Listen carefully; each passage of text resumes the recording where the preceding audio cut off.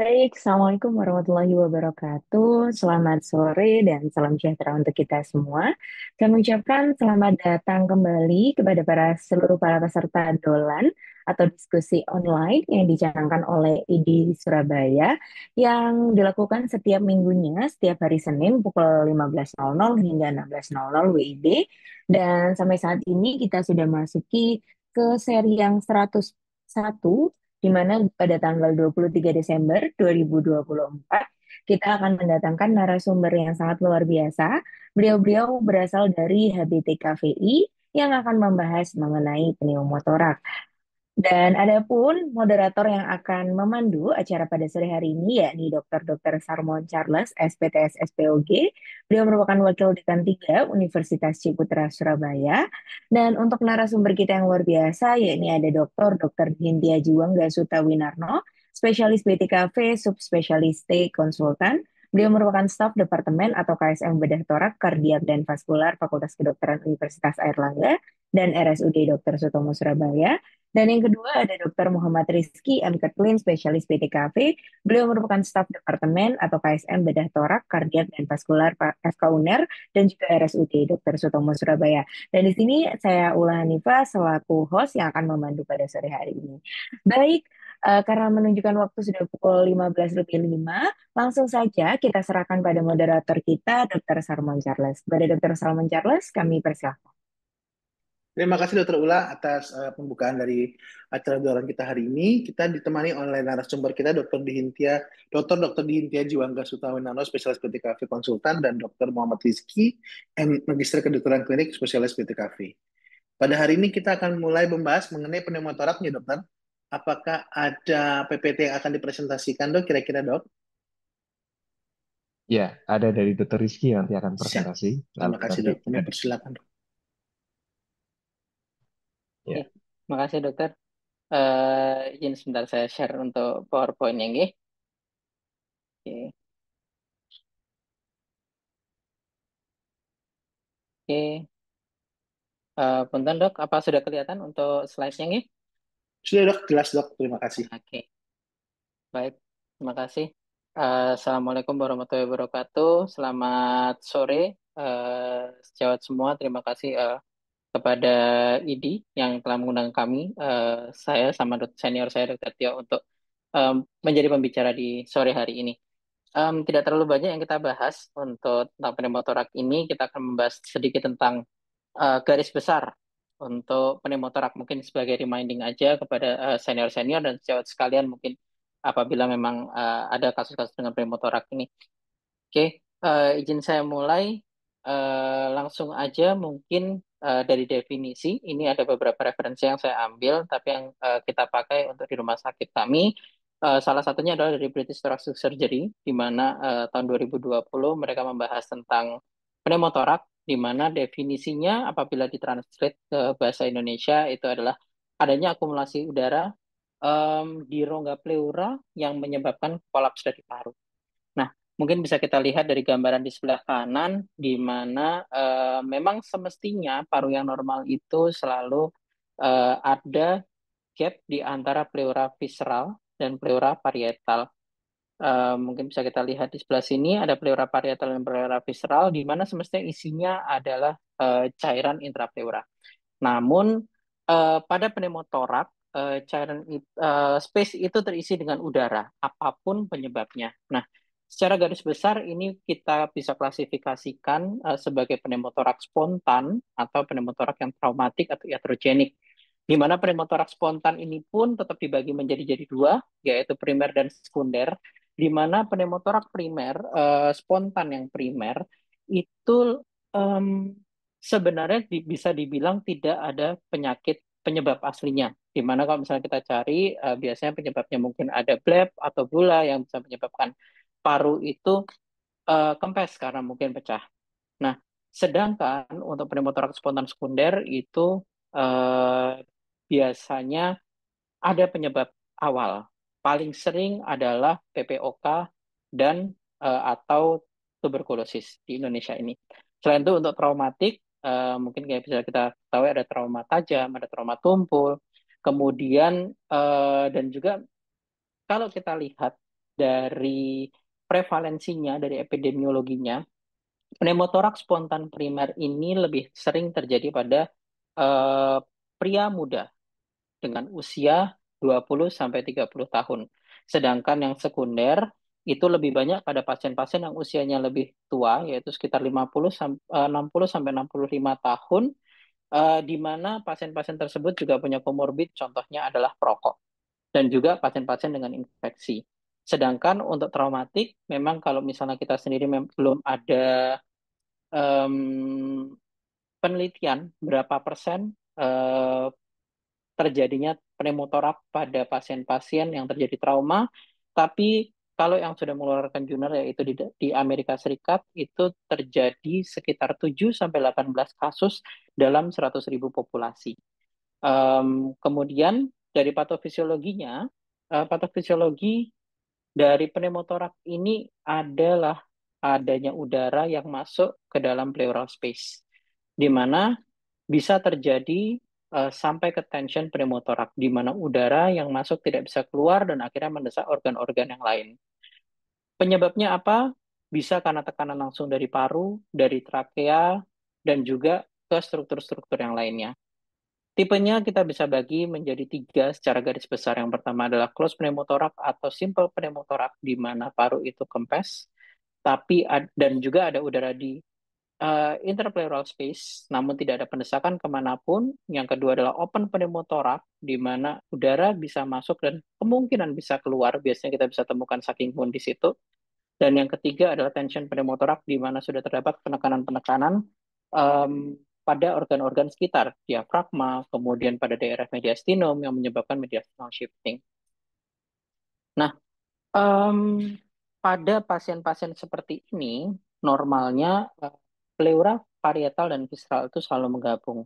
Dan rongga intrapleura itu tekanannya adalah tekanan negatif, di mana kalau terjadi pneumotorak, penyebabnya bisa internal, yaitu mungkin bula yang pecah, atau eksternal karena suatu trauma. Oke, nah pemeriksaan fisik dan penunjang, apa yang harus kita lakukan? Yang utama pada pemeriksaan fisik, kita harus memperhatikan tanda-tanda khusus.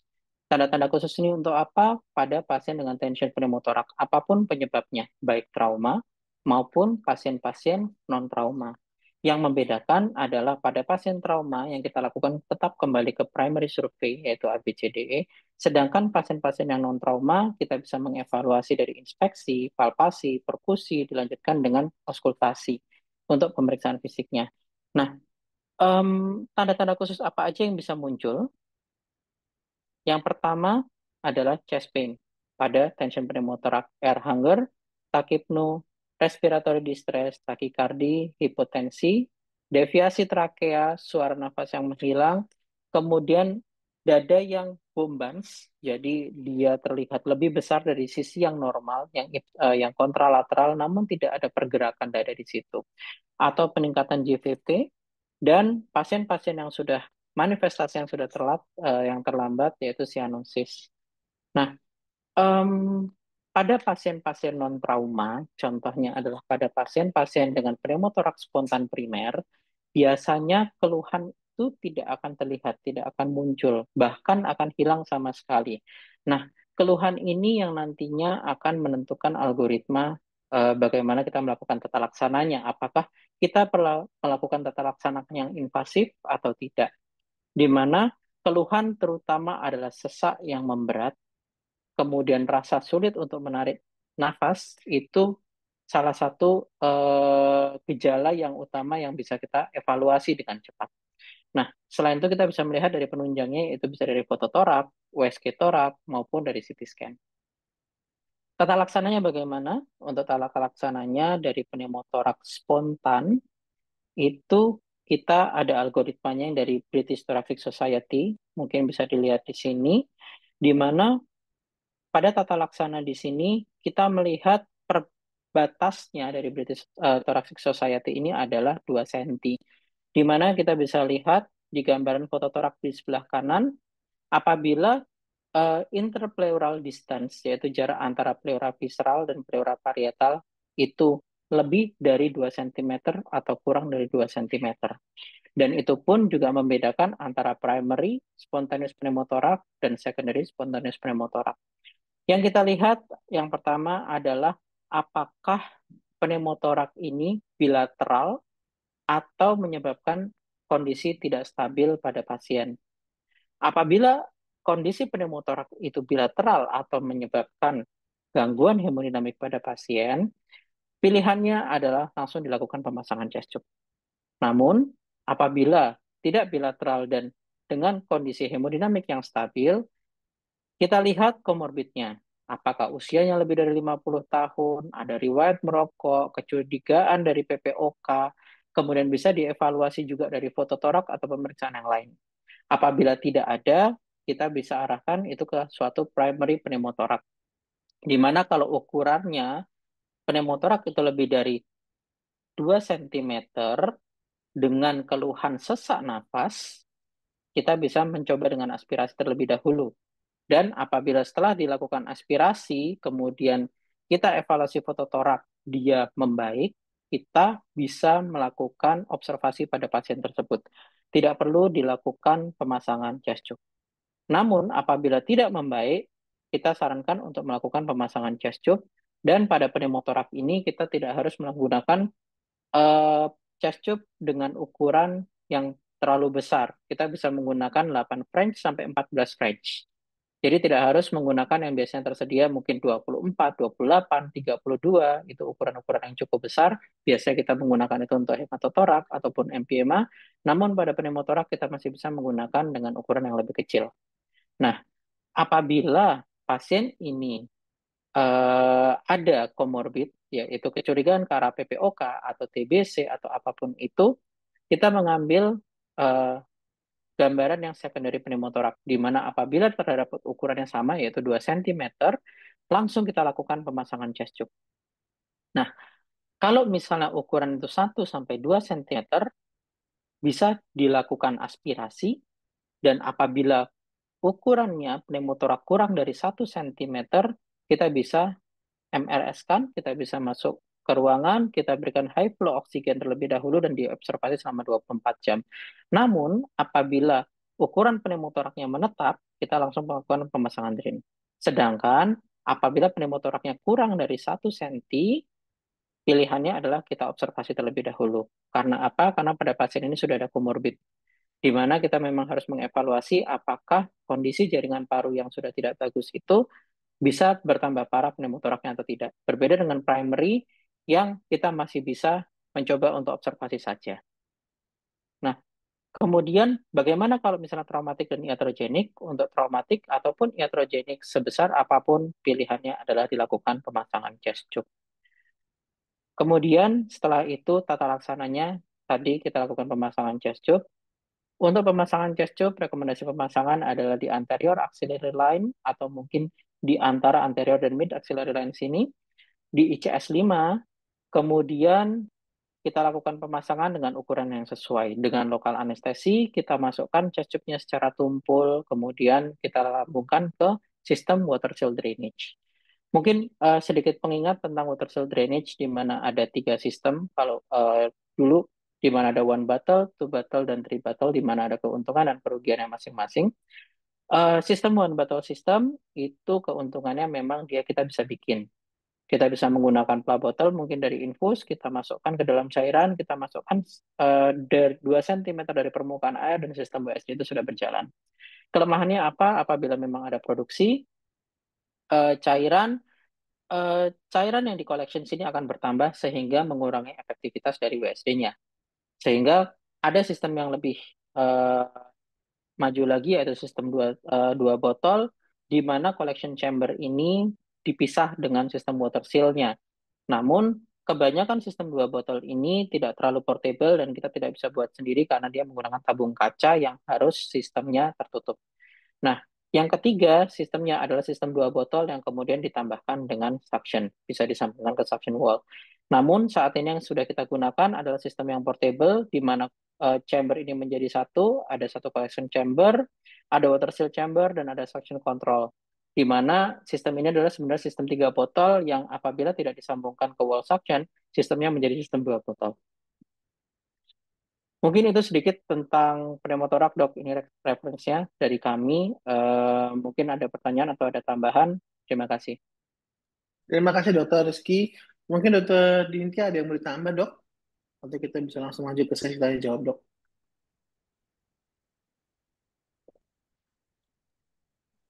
Ya, terima kasih. Assalamualaikum warahmatullahi wabarakatuh. Selamat sore semua dokter sejawat yang saya hormati.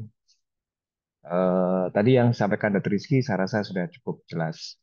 Lebih baik kita langsung aja ke diskusi supaya akan lebih banyak yang kita bisa dapatkan dari diskusi. Mungkin demikian, Dr. Salman Charles. Oke, Monggo. siap. Terima kasih, Dok. Kita akan masuk ke sesi tanya jawab.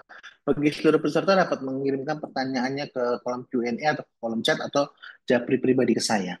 Jadi ada satu pertanyaan yang masuk, Dok. Yang pertama adalah, mungkin bagi Dokter Dintia dulu, ya, Dokter.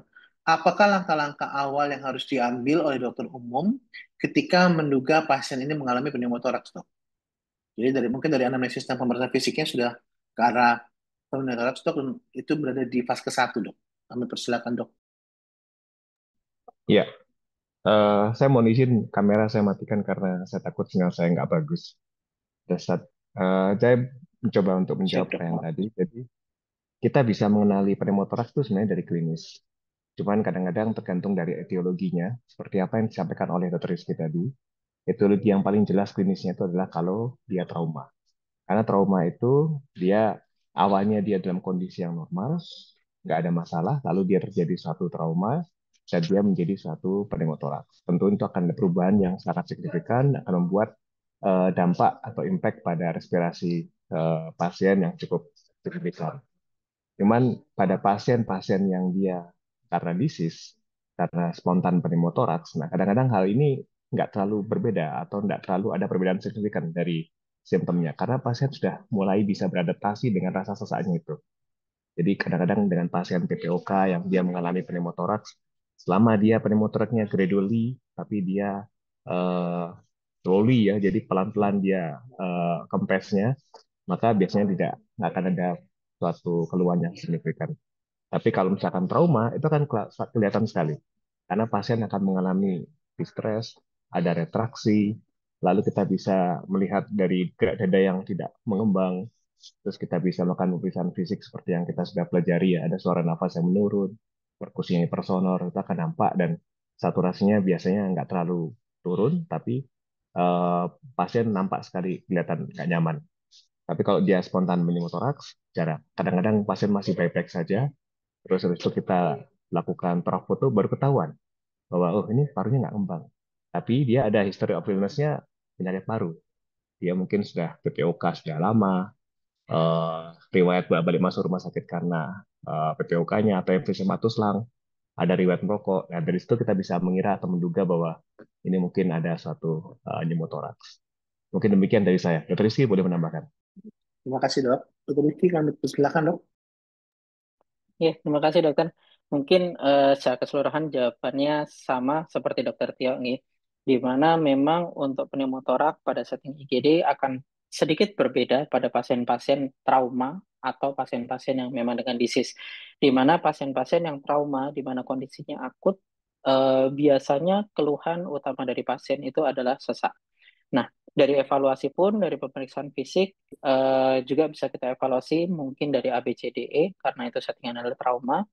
Suara nafas yang mulai turun dibandingkan kontralateral, kemudian apabila memang pneumotorak yang cukup besar, biasanya dia akan ada hipersonor, kemudian em, pasien dengan kondisi yang RR-nya meningkat, saturasinya mungkin juga akan terganggu.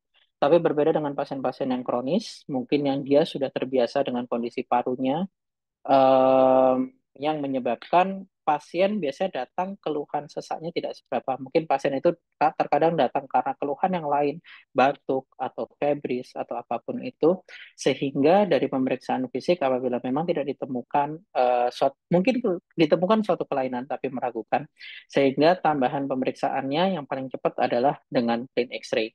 Itu dari situ baru kita bisa temukan kondisi pneumotoraks pada pasien tersebut. Mungkin itu dok tambahannya dok. Siap, terima kasih dok. Jadi, ini mungkin melanjut ke pertanyaan berikutnya, dokter yang ini sudah jelas sekali. Pertanyaan berikutnya dok, mungkin ke dokter Rizky dok. Tadi kan dokter Rizky ada bawa mengenai X-ray. Eh, Bagaimanakah pemeriksaan pencitraan yang baik dok? X-ray atau CT scan dok dalam membantu diagnosis pneumotoraks? Oke, terima kasih dok untuk pertanyaannya. Jadi untuk pemeriksaan penunjang pada pneumotoraks itu kita utamakan adalah plain X-ray. Karena cukup sebenarnya dari plain X-ray itu apabila kita evaluasi kita bisa melihat pleura lain pada pasien tersebut.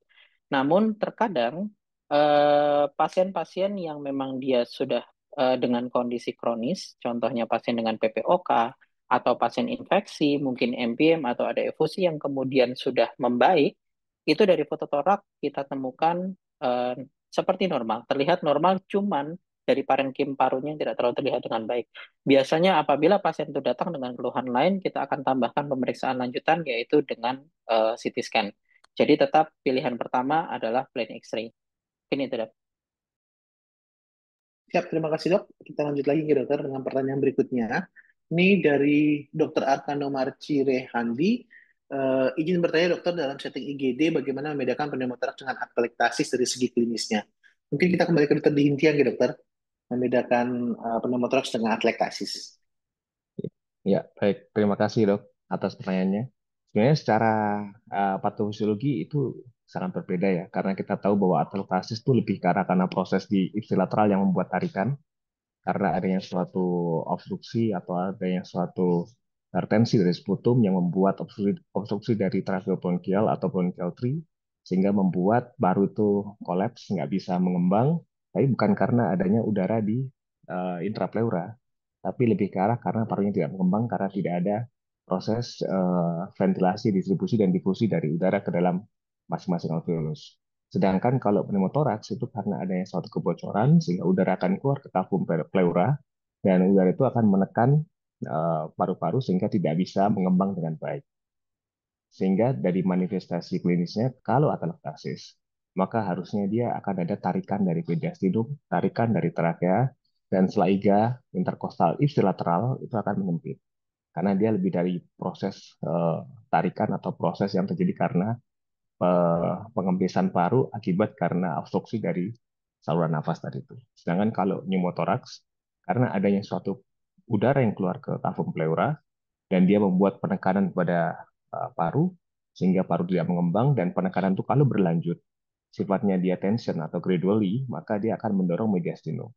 Jadi perbedaan utamanya adalah kalau atelektasis itu dia menarik mediastinum, menarik trakea ke ipsilateral, tapi kalau pneumotoraks dia akan mendorong mediastinum, mendorong trakea ke kontralateral. Demikian Dokter Charles, terima kasih. Oke, terima kasih dokter. Dokter Rizky mungkin ada tambahan dok untuk atelektasis dengan pneumotoraks? Oke, terima kasih dok. Mungkin sedikit tambahan pada segi klinis dari pasien, yang pasti untuk keluhan akan tetap sama, yaitu sesak.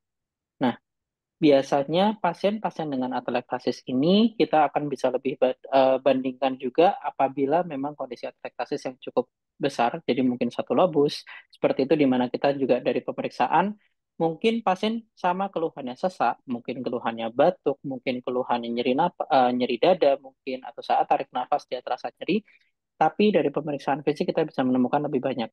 Yang pertama mungkin dari trakeanya, kita bisa pemeriksaan trakea di mana trakea itu akan ke arah yang sakit, yaitu ke arah ipsilateral. Bagaimana kita mengetahui itu daerah ipsilateral? Biasanya kita dari eh, evaluasi juga bisa kita auskultasi, kemudian maaf kita perkusi dulu, perkusinya mungkin akan redup dibandingkan kalau pneumotorak yang dia akan lebih hipersonor, dan kemudian selaiganya yang juga menyempit dari palpasinya dan dari auskultasi suaranya juga sama-sama menurun. Nah, selain itu terkadang apabila atelektasis itu ditemukan sudah pada satu hemitoraks itu akan ada perubahan dari pinggang-pinggang jantung dari eh, pemeriksaan jantungnya di mana biasanya dia akan tertarik ke sisi ipsilateral yang sakit. Mungkin itu tambahannya, Dok. Terima kasih dokter. Terima kasih cukup jelas jawabannya gitu dokter. Kita masuk ke pertanyaan berikutnya gitu dok. Pertanyaan berikutnya itu ya nih. pada saat ini dok di puskesmas atau di vaskes satu dok sudah tersedia seluruhnya USG gitu dokter.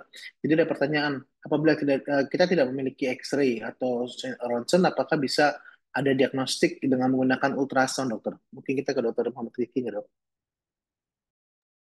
Oke, terima kasih dok. Memang untuk pemeriksaan gimana pun gold standard kita untuk pneumotorak adalah menggunakan plain X-ray. Tapi apabila kita tidak memiliki plain X-ray tapi kita ada USG, itu salah satu cara evaluasi walaupun secara garis besar. Jadi kita tidak bisa benar-benar mengetahui 100%, jadi kita harus buktikan secara klinisnya. Kemudian yang kedua baru kita evaluasi penunjangnya USG. Dari USG memang ada banyak yang bisa kita evaluasi. Biasanya dengan probe linear kita bisa evaluasi ada yang namanya beeline, kemudian ada comet tail, dan juga ada gerakan dari pleural friction yang bisa kita lihat. Pada pasien-pasien pneumotorak biasanya kita akan kehilangan gerakan paru yaitu seperti pleural friction. Kemudian ada yang dinamakan comet sign yaitu seperti garis echo dari perifer ke dalam ke yang lebih profundus itu terdapat seperti garis-garis dan itu akan juga hilang pada pneumotorak. Tapi akan lebih baik apabila kita bisa melakukan X-ray untuk evaluasi seperti itu. Namun yang utama terutama di fase pertama adalah mengetahui secara klinis kondisi pneumotorak terutama yang tension karena itu kondisi yang mengancam jiwa pada pasien. Mungkin itu dok. Terima kasih dokter. Mungkin dokter Dihintia bisa dok menambah untuk apakah bisa dengan USG yang ada di puskesmas saat ini dok? Iya, saya setuju dengan apa yang disampaikan Dr. Rizky bahwa nomor satu kita melihat klinis. Kalau klinis pasien tidak sesak, ya kita nggak usah mencari-cari. Tapi kalau misalnya klinis yang pasien sesak, nah tentunya kita melihat apa korelasinya antara sesak dengan suara nafasnya dia atau perkusinya dia. Kita cari mana yang mengalami asimetrisasi. Nah, setelah itu kita kalau misalkan kita ragu, kita perlu pendukung yaitu X-ray. Di dalam literatur dari British Thoracic Society tadi yang sampaikan Dr. Rizky sebagai referensi, itu X-ray itu yang menjadi suatu penapisan atau sebagai suatu screening terhadap adanya suatu pneumotoraks. Tapi kalau misalkan tidak ada itu, maka USG itu sebenarnya bisa menjadi penentu, tapi sebenarnya tidak memiliki spesifitas yang bagus. Jadi maksud saya adalah USG itu bukan sebagai lini pertamanya. Lini pertamanya selalu X-ray. Dan kita selalu korelasi dengan klinis. Seandainya nggak ada X-ray, saya rasa kok ya di mana-mana sekarang X-ray banyak ya. Tapi kalau memang nggak ada X-ray ya kita ngeliat klinis. Kalau memang ada USG tinggal dilihat aja. Ada nggak jarak antara paru dengan pleura di dalam X-ray itu, maaf di dalam USG itu yang berjarak, maka dia ada sesuatu di tengah-tengah itu ya. Di tengah-tengah itu kalau nggak cairan ya udara. Kayak begitu. Karena kalau misalkan eh, sejawat semua punya USG, coba diarahkan ke arah toraks. Karena biasanya kita kalau di trauma center tuh ada istilah FAS ya. Nah, FAS itu kalau misalkan ditengokkan ke atas ke pleura itu namanya IFAS, extended FAS. Nah, biasanya kita mencari ada cairan apa enggak dalam pleura, ada darah atau enggak dalam pleura yang menandakan adalah hematotoraks. Nah, seandainya nanti sejawat punya USG di tempat kerja masing-masing, coba arahkan ke pleura. Nanti Anda harusnya melihat jarak antara paru yang bergerak itu dengan pleura itu saling menempel karena dia hanya dibatasi oleh cairan pleura yang nggak terlalu banyak. Tapi kalau dia jaraknya agak jauh, nah berarti ada sesuatu di situ. Cuman kita nggak bisa tentukan dengan pasti apakah ini suatu cairan atau suatu udara. Yang jelas ada jarak aja di situ. Nah, tapi untuk sebagai screening atau sebagai penapis itu USG tidak disarankan karena nomor satu untuk screening pneumothorax itu adalah chest X-ray. Demikian dok. Siap, terima kasih dokter. Jawabannya cukup jelas dokter. Jadi tetap lini pertama itu kita menggunakan X-ray. Jadi kalau misalnya OSG mungkin mungkin harus lebih apa advance kali dok ya. Jadi nggak bisa yang eh, apa yang belum pelatihan atau belum tahu hasil dari X-ray-nya kita mau menggunakan USG untuk mendiagnosisnya. Terima Ya, kasih dok. dia Betul, harus bisa identifikasi dulu mana secara USG itu betul, parunya mana, pleura yang sebelah mana, sehingga dia bisa betul. menentukan bahwa ini normal atau tidak. Setuju Demikian. dok. Jadi kalau kita mau USG abnormalitas, dibiasakan dulu kita mengetahui USG yang normal gitu dokter. Ini yang harus harus tahu dulu normal seperti apa. Kalau paru penuh tuh seperti apa gambarannya. Ya, Baru kita bisa mengetahui bahwa kan normal dan yang tadi dokter Rizky dan tanda-tandanya bisa ketahuan. Ya, tapi memang sulit ya, ini advance sekali. Baik dok, terima kasih dokter. Kita mungkin lanjut lagi ke dokter Rizky ya dok. Pertanyaan berikutnya dok. Nah, oke dok. Ini ada pertanyaan dari dokter-dokter juga. Kapankah seorang dokter umum ini harus merujuk pasien dengan pneumotoraks? Yang pertama, ini ke rumah sakit atau ke spesialis PTKV dok? Ke IGD rumah sakit atau ke spesialis PTKV? Terima kasih dok. Oke, mungkin nanti Dokter Tio bisa tambahkan ya dok ya. Terutama untuk pasien-pasien dengan pneumotorak, apabila dari vaskes pertama, kita tetap kembali lihat kegawatannya. Kita selesaikan kegawatannya terlebih dahulu, terutama pada pasien-pasien yang tension, apapun penyebabnya, apakah itu suatu trauma atau non-trauma. Needle thoracocentesis itu bisa dilakukan karena apabila kita sudah melewati ATLS ataupun BLS, itu tetap kompetensi dari dokter-dokter sekalian, karena itu untuk life saving. Nah, dilanjutkan dengan untuk pemasangan chest tube pastinya. Nah, untuk pemasangan chest tube apabila memang di rumah sakit tersebut di sekitar daerah dokter tersedia rumah sakit yang paling tidak ada dokter bedah umum, itu monggo bisa dikirim ke dokter bedah umum. Karena juga untuk pemasangan chest tube pun, WSD dan lain-lain itu adalah kompetensi dasar dari bedah. Mungkin itu dok. Mungkin dokter Tio ada tambahan dokter. Ya, karena tema dolan kali ini dengan HBTKVI tentunya ya konsul ke bedah toraks ya. Enggak, saya bercanda. Jadi gini, secara prinsipnya begini. Pneumotoraks itu adalah emergency. Jadi yang jelas adalah atasi dulu emergensinya. Di sini kompetensi untuk masang drain itu sebenarnya nggak cuma bedah toraks, tapi ada bedah umum dan ada paru. Jadi nggak ada masalah. Siapapun yang menemukan pneumotoraks, lakukan stabilisasi pasien dulu, keluarkan dulu udaranya, atau insersi drain dulu. Kalau tension, lakukan needle thoracocentesis dulu, sehingga pasiennya stabil dulu, baru setelah itu kita lihat. Yang menjadi problem itu adalah apakah pneumotoraksnya nanti setelah dia di drainase atau setelah dia dipasang drain, itu akan bisa mengembang dengan sempurna atau tidak. Nah, kalau tidak mengembang dengan sempurna, barulah konsul pada kami, PTKV. Karena hal seperti ini kita bisa melakukan tata laksana lanjut. Sedangkan kalau dalam kondisi emergensi, cukup pasang drip, dilihat, evaluasi pasca pemasangan. Biasanya setelah pemasangan drip, pasien akan membaik. Kondisinya akan membaik karena udaranya yang menekan itu akan keluar. Dan setelah itu kita bisa lihat pengembangan parunya bagaimana. Nah, kalau pengembangan paru tidak sempurna, maka silakan konsul pada kami.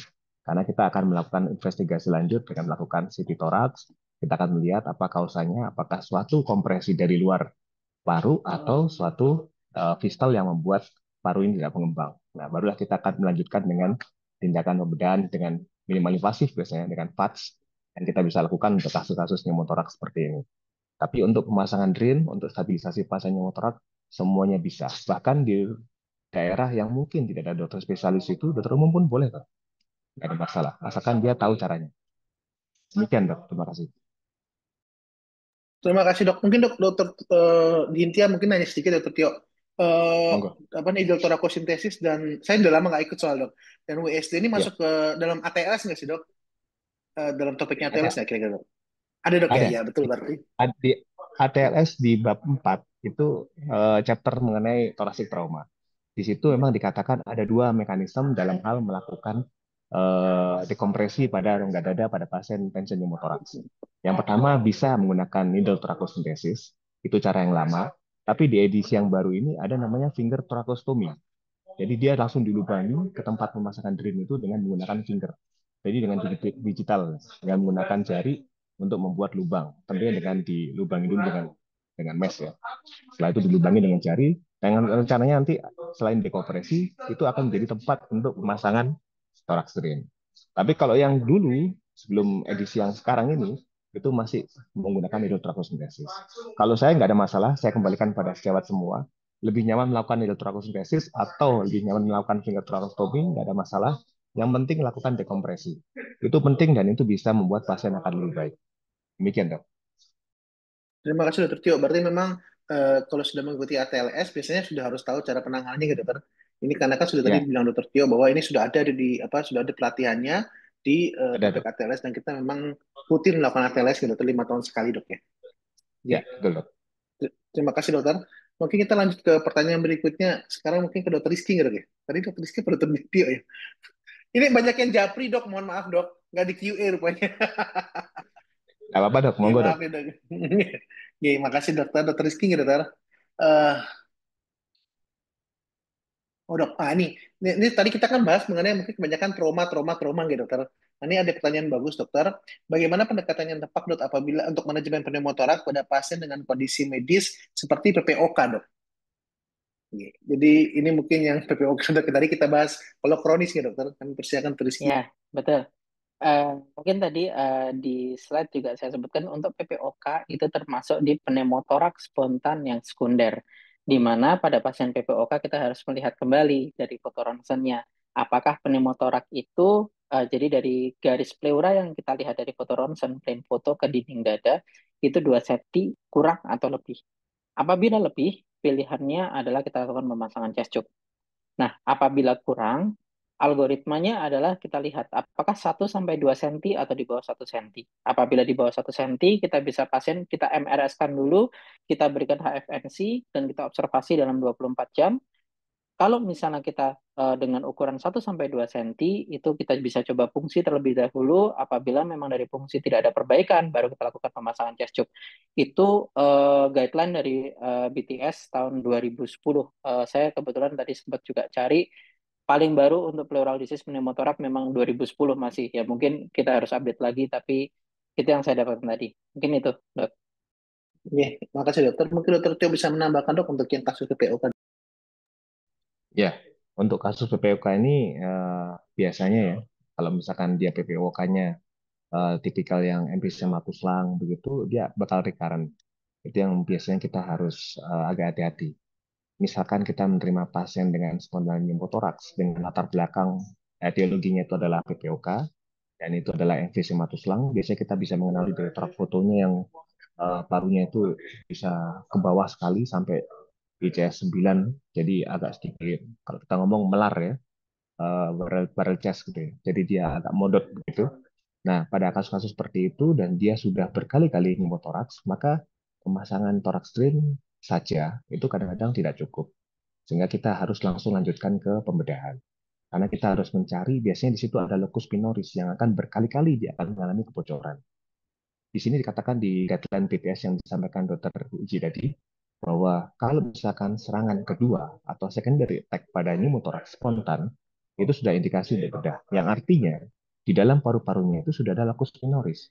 Dan locus minoris itu harus kita reseksi.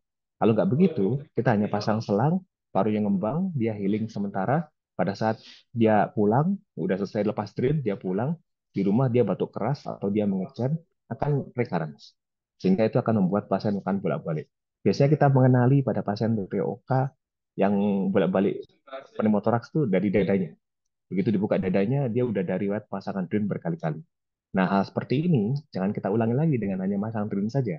Setelah kita atasi gawat daruratnya, pasang drain dulu. Begitu pasien stabil, maka kita harus diagnostik lanjutan dengan melakukan CT thorax dengan kontras. Kita bisa melihat di situ dan bisa mengevaluasi masing-masing lobus dari parenkim paru untuk mencari di mana locus minorisnya biasanya. Dan biasanya locus minoris paling sering itu ada di apex. Ada di lobus prior di apex yang paling sering. Mungkin begitu. Terima kasih. Siap dokter. Terima kasih dokter. Cukup jelas ya dokter. Ya, berarti memang kalau PPOK ini berarti bisa recurrent dokter dia harusnya lebih hati-hati ya dokter, penanganan lebih tepat dan lebih baik lagi supaya tidak Ya, menyebabkan terjadinya recurrent pneumotoraks. Dok, ya. izin tanya lagi dok dari yang sama nih dok. Jadi dia bertanya pada kasus-kasus yang recurrent ini dong, kalau misalnya dia dipasang apa nih? Kalau dia dipasang selang apa drain ya, chest drain, selang torak tuh chest drain gitu kan. Dipasang selang torak atau chest Ya, drain. ya, Ini betul. perawatannya di dokter umum di puskesmas bagaimana gitu dokter? Mungkin ke dokter Tio dulu gitu. Ya. Pasien pulang dengan DRINS itu biasanya ada beberapa kategori. Yang pertama adalah pasien yang dia dalam pengobatan tuberkulosis yang cukup lama, yang kita tidak bisa operasi karena menunggu fase intensif dari pengobatan TB-nya. Soalnya kalau kita masuk pembedahan belum diobatin TB-nya, itu akan riskan sekali baik bagi pasien dan juga bagi tim dokternya, sehingga kita pulangkan dengan DRIN. Atau yang kedua, dia tidak mengalami TB atau TB-nya sudah dalam fase yang sudah pengobatan apa namanya maintenance, tapi dia parunya nggak bisa mengembang. Jadi memang dia mengalami suatu destroyed lung yang mungkin nggak bisa kita lakukan tindakan pembedahan lebih agresif karena dia mungkin compliance atau dia tes performance score-nya dia jelek sehingga kita nggak bisa lobektomi atau nggak bisa pneumonektomi atau mengambil paru semuanya sehingga pasien akan pulang dengan drain yang artinya di situ ada fistel. Nah, kalau memang dia pulang dengan drain, maka perawatannya seminggu sekali paling tidak untuk memastikan lubang drainnya itu tidak infeksi. Karena jangan sampai yang niatnya kita untuk menyambung hidup pasien, maksudnya menyambung dalam arti bahwa supaya pasien tidak pneumotorak, kita harus pasang drain sehingga udara yang bocor itu akan keluar terus. Tapi jangan sampai terjadi secondary infection. Nah, secondary infection yang mengancam ini adalah ascending infection karena bisa terjadi emphysema. Karena di situ ada drain, ada jalur masuk kuman. Nah, kalau luka nggak dirawat, maka infeksi dari kulit itu akan bisa masuk ke dalam. Jadilah dia nanti cairannya purulen dan jadi empyema. Kalau jadi empyema, maka akan jadi masalah baru yang mungkin akan menyulitkan dalam perawatan. Jadi kalau pasien pulang dengan drain, maka pastikan luka drainnya dirawat secara rutin. Seminggu sekali saya rasa cukup.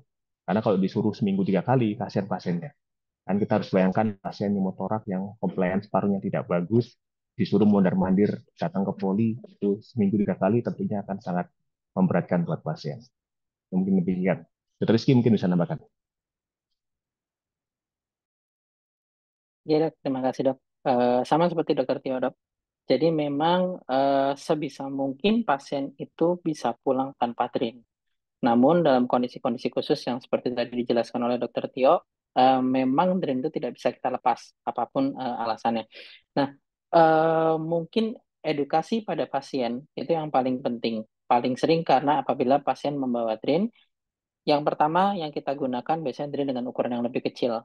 Bukan drain yang besar seperti yang biasa kita pakai, dan kemudian drain itu kita akan sambungkan eh, ke kontainer yang memang mobile. Jadi bukan menggunakan kontainer mungkin yang seperti tadi saya gambarkan yang ada beberapa chamber itu tidak mungkin untuk dibawa pulang oleh pasien.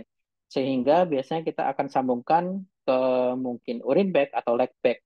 Bisa kita sambungkan di situ dan apabila memang dibutuhkan ada device yang kita sambungkan untuk one way valve sehingga memastikan apabila udara itu bisa keluar tapi tidak masuk kembali karena memang pasien kalau udara bisa masuk kembali resikonya dia akan tension pneumotorak yang ditakutkan.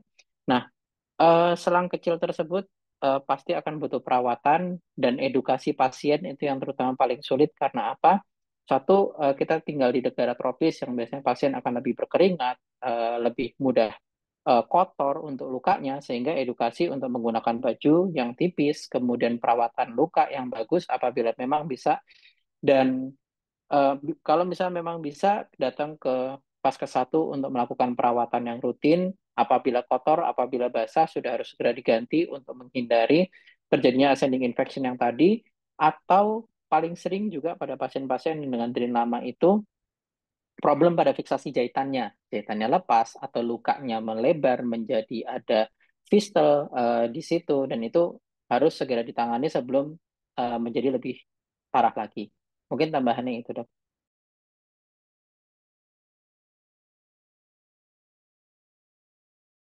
Siap, terima kasih dokter, cukup jelas untuk jawabannya gitu dokter. Sebentar, ini ada pertanyaan berikutnya dokter. Eh, Mungkin sekarang untuk dokter Rizky ya dok. Iya, dok, pada pasien-pasien pneumotoraks yang sudah dipasang chest drain dan pulang dari rumah sakit, dok, apakah bisa terjadi, ini mungkin karena trauma nggak dok maksudnya dok ya? Apakah bisa terjadi pengulangan dokter? Maksudnya tempat yang dipasang drain itu apakah locus minoris untuk jadi pengulangan yang sama? Mungkin, apakah mungkin dok yang kita lakukan chest tube itu malah menjadi rapuh dok atau bekas kayak lukanya nggak dok? Jadi mungkin pertanyaan ke arah itu nggak dokter? Silakan dokter Rizky dok. Oke, terima kasih, Dok. Em, untuk luka chest tube yang menjadi infected itu memang mungkin terjadi, Dok. Tapi memang jarang yang sampai kita pemasangan chest tube kemudian ada luka, luka yang dehiscent sampai menyebabkan terjadinya sucking wound. Itu sangat jarang terjadi. Tapi bukan tidak mungkin. Nah, untuk menghindari terjadinya kondisi seperti itu, terutama adalah perawatan yang rutin baik saat MRS maupun saat sudah di rumah, yaitu kontrol rutin. Karena apa? Karena kita punya waktu, memang ada beberapa cara untuk menjahit fiksasi pada chest tube. paling sering kita menggunakan matras, dan matras itu kekurangannya adalah dia mencepit kulit cukup kuat sehingga resiko kulit itu nekrotik dan terbuka. Sehingga ada waktu kapan kita harus mulai melepas benang, itu biasanya sekitar 7 hari sampai 10 hari setelah setelah dilepas chest tube-nya, kemudian perawatan yang baik, jangan sampai infeksi. Dan kemudian biasanya pada pasien-pasien yang sering kami hadapi pada luka-luka chest tube seperti itu, dia tidak akan sampai menjadi fistel yang masuk dan terjadi sucking wound. Paling sering mungkin luka itu akan descend, dan perlu kita lakukan debridement dan perawatan sehingga sembuh secara sekunder. Mungkin itu dok. Dokter Tio mungkin ada tambahan dok. Nggak ada, saya rasa yang disampaikan Dr. Rizky betul. Oke. Terima kasih dokter. Jadi kalau infected baru dok ya resiko, tapi kalau enggak perawatan dengan baik, terus kemudian di rumah juga memperhatikan gizi dan apa namanya semua yang dibutuhkan obat diberi dengan baik ya, saya rasa juga tidak akan menjadi lekus menerus atau tempat terjadinya berulang kalau kecuali kalau trauma lagi dok ya, kalau trauma lagi dengan tekanan yang sama, nah itu baru mungkin bisa menyebabkan terjadinya pneumotoraks ulangan. Beda dengan kalau tadi kasus yang dijelaskan dokter Tio itu masih mungkin terjadi berulang kali. Baik dok, kita lanjut ke dokter Tiong ya dok. Nah, dok.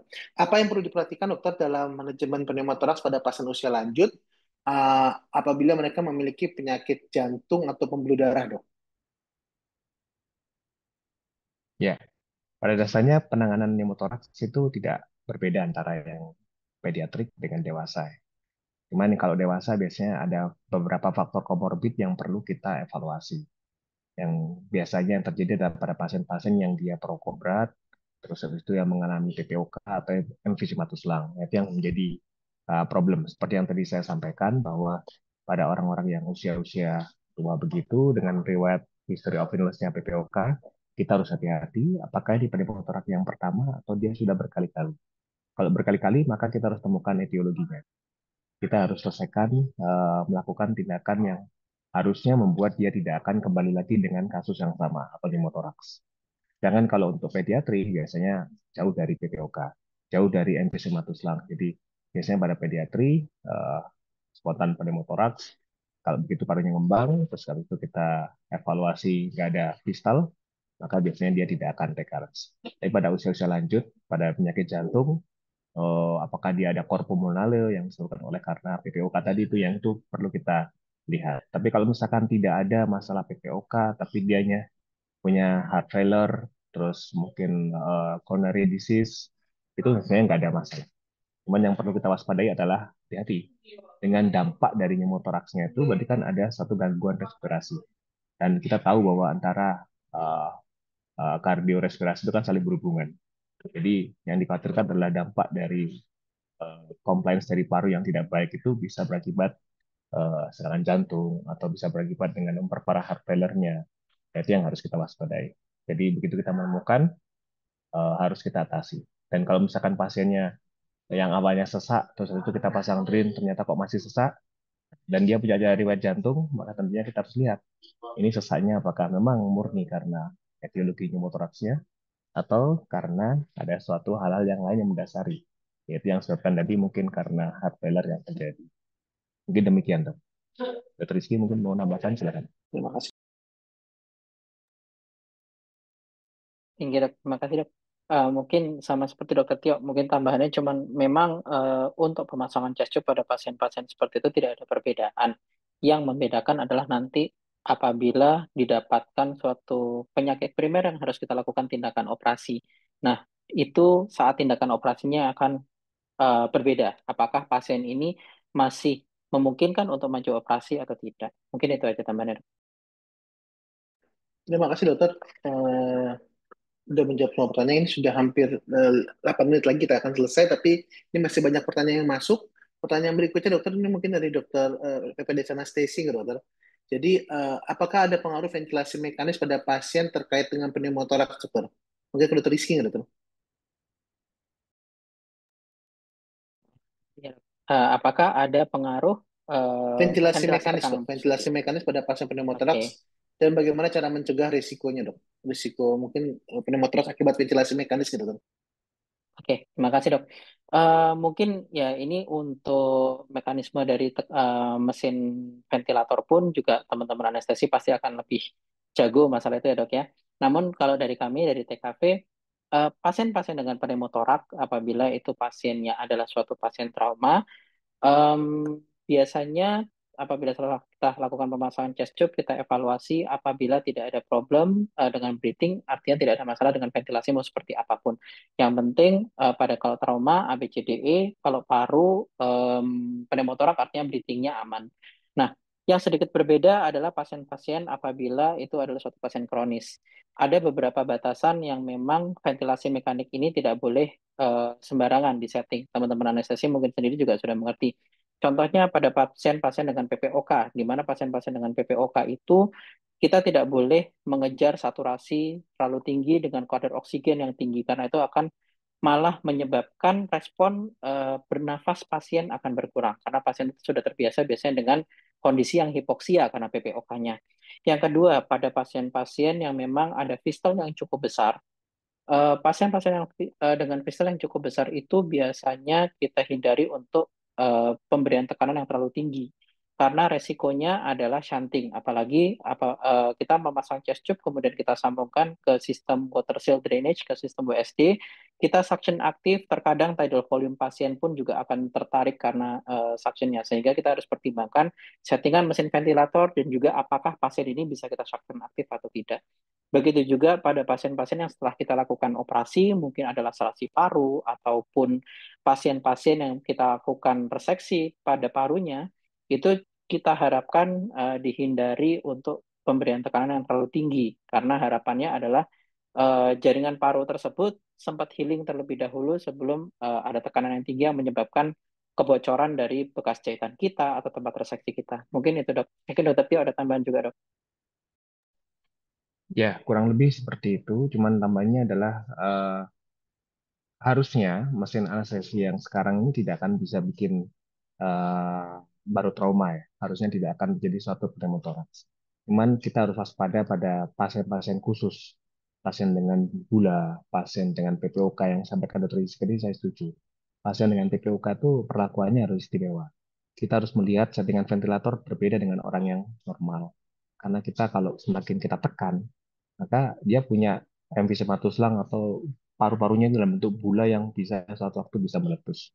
Ini yang harus kita waspadai. Tapi kalau pada orang normal seharusnya tidak akan terjadi sampai baru trauma seperti itu karena ventilasi. Demikian. Siap, terima kasih dokter. Dok, ini sudah mau habis waktunya, tapi mungkin ada satu pertanyaan lagi ya dokter. Mungkin ini bukan untuk pasien trauma. Kalau misalnya pasien trauma jelas banget pneumotoraks akibat trauma, ya hati-hati tidak boleh trauma untuk pencegahannya dok ya.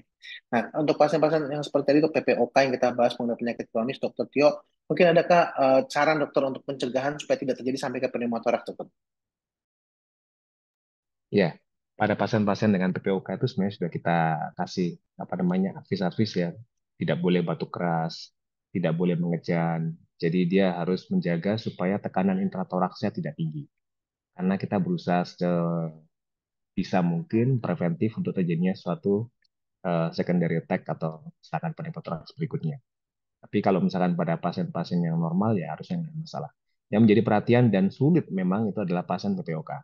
Karena di situ parenkim parunya sudah tidak lagi spons seperti paru yang normal, tapi dia udah terbentuk suatu jaringan-jaringan bula yang dia parenkim paru yang tidak sehat, dan itu kalau misalkan ada tekanan positif aja, dia batuk gitu, batuknya hanya sekali batuk keras, dia udah pecah, habis itu bikin pneumotorak, orang yang sesat, masuk IGD dan kita harus pasang chest tube.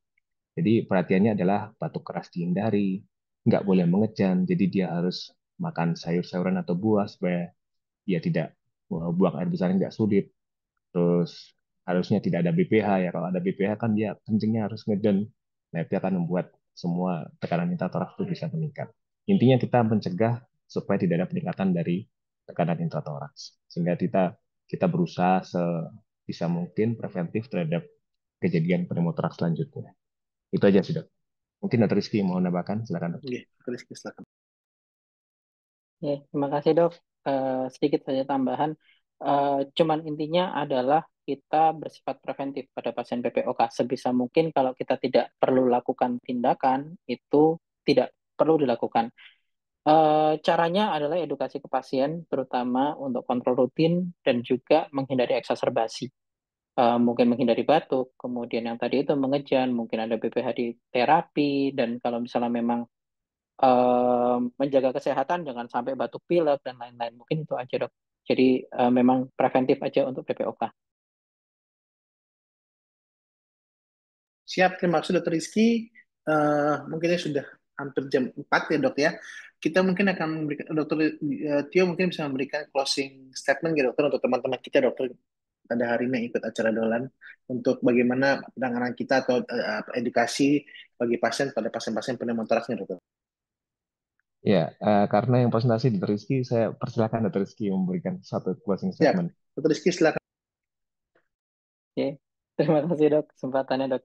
Mungkin closing statement pada topik kali ini adalah yang pertama pada pasien pneumotoraks itu yang kita lihat apabila kita mendapatkan suatu pasien dengan kejujuran itu adalah apakah ini pasien akut atau pasien kronis dengan penanganan yang berbeda.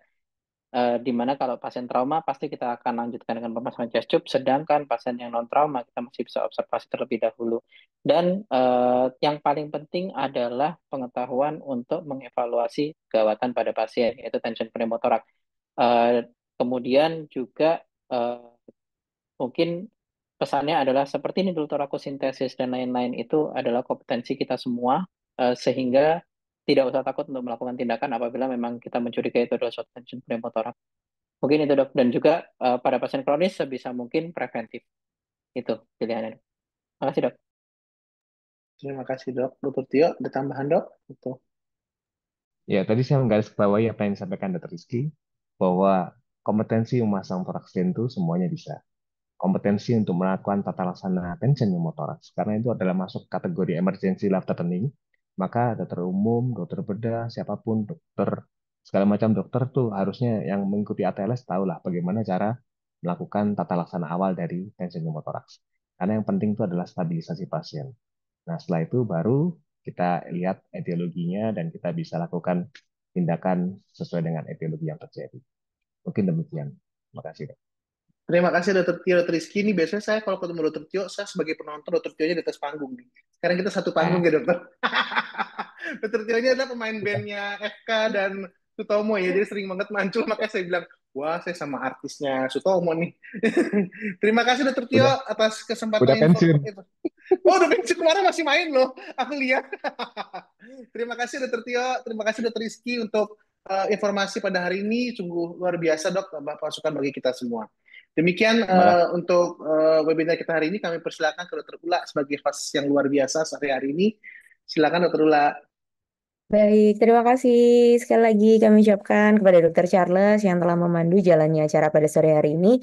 Kami ucapkan terima kasih juga kepada narasumber-narasumber yang luar biasa, Dr. Rizky, Dr. Tio, yang telah mempersiapkan materi, sehingga semoga apa yang telah disampaikan tadi dapat menjadi sedekah ilmu ya dok, untuk Dr. Tio maupun Dr. Rizky, dan menjadi amal jariah untuk dokter-dokter sekalian. Semoga dokter Amin. sekalian sehat selalu ya dok. Matur nuwun sekali lagi. Amin. Baik, sekali lagi kami juga ucapkan terima kasih juga kepada peserta setia Dolan ID yang terus mengikuti nih dari seri yang pertama hingga seri yang sekarang. Oleh karena itu jangan sampai lewatkan seri yang ke-102 pada tanggal 30 Desember tahun 2024 yang akan diisi oleh Perki mengenai angina pectoris yang akan dimoderatori oleh Dr. Linda Astari, SPDVE Spesialis DT, FINSDV, FADV, dan merupakan sekretaris program studi SP1 Dermatologi, Venerologi, dan Estetika Fakultas Kedokteran Universitas Airlangga dan RSUD Dr. Sutomo sekaligus Ketua Perdoski Cabang Surabaya. Dan ada narasumber kita yang akan luar biasa yakni Dr. Primasita Maharani Harsoyo Putri, SPJP FIHAS. Beliau merupakan staf Departemen atau KSM Kardiologi dan Kedokteran Vaskuler FK UNER RSUD Dr. Sutomo Surabaya. Dan ada juga Dr. I Gede Paramagandi Semita, SPJP, dokter spesialis jantung dan pembuluh darah RS Mitra Keluarga Kenjeran Surabaya. ya. Karena menunjukkan waktu pukul 16.00, mohon izin untuk kami tutup acara pada sore hari ini. Sekali lagi terima kasih Dr. Rizky, Dr. Tio, dan Dr. Charles.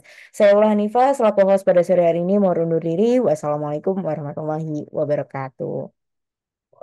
Terima kasih Waalaikumsalam. dokter, Waalaikumsalam. dokter Tio, dokter Terima Rizky. kasih dokter. Alhamdulillah.